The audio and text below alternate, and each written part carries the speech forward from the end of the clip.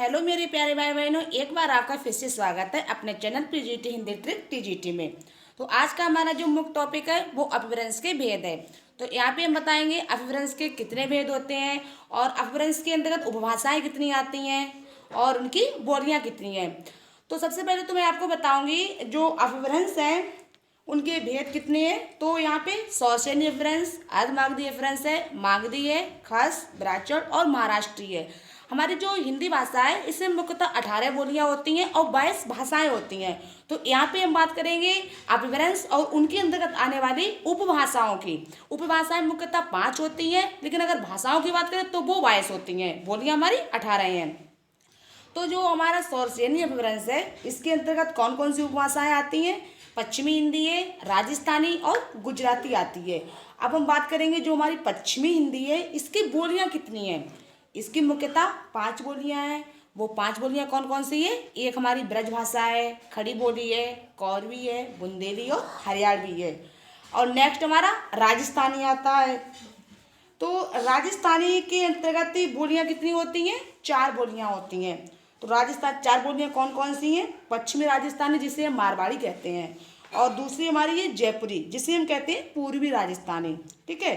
फिर हमारा मेवाती आता है जिसे हम उत्तरी राजस्थानी कहते हैं। नेक्स्ट हमारा मालवी है जिसे हम दक्षिणी राजस्थानी कहते हैं। फिर हमारा जो अपभ्रंश का भेद है वो गुजराती है। ठीक है, ये हमारा सौशेनी में आता है।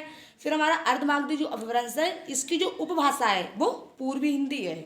अब हमारी बात करेंगे पूर्वी हिंदी में कितनी बोलियां आती हैं। तो पूर्वी हिंदी में मुख्यतः हमारी 3 बोलियां आती हैं। कौन कौन सी 3 बोलियां हैं? अवधी, बघेली और छत्तीसगढ़ी है। ठीक है, तो ये तो हमारी अर्धमागधी अपभ्रंश की बात हुई थी। उसके अंतर्गत आने वाली जो उपभाषा पूर्वी हिंदी है उसकी जो बोलियां हैं वो अवधी, बघेली, छत्तीसगढ़ी है।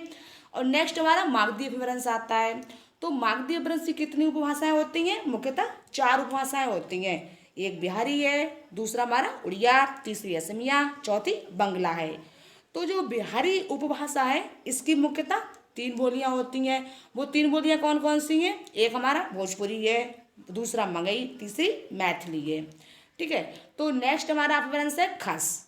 तो खस अपभ्रंश की उपभाषा कौन सी है? पहाड़ी उपभाषा है। तो और इसके बाद हमारा ब्राह्मण है। तो ब्राह्मण की उपभाषा पंजाबी और सिंधी है। नेक्स्ट एंड लास्ट हमारा है महाराष्ट्रीय अपभ्रंश। तो इसकी जो उपभाषा है वो मराठी है। तो इस तरह से ये अपभ्रंश के प्रमुख भेद हुए हैं। उनके अंतर्गत आने वाली जो अपभ्रंश है उनकी उपभाषाएं और उनकी बोलियों की बात हुई है। तो ये बहुत ही इम्पोर्टेंट टॉपिक है। मोस्टली हर एग्जाम में ये पूछा जाता है।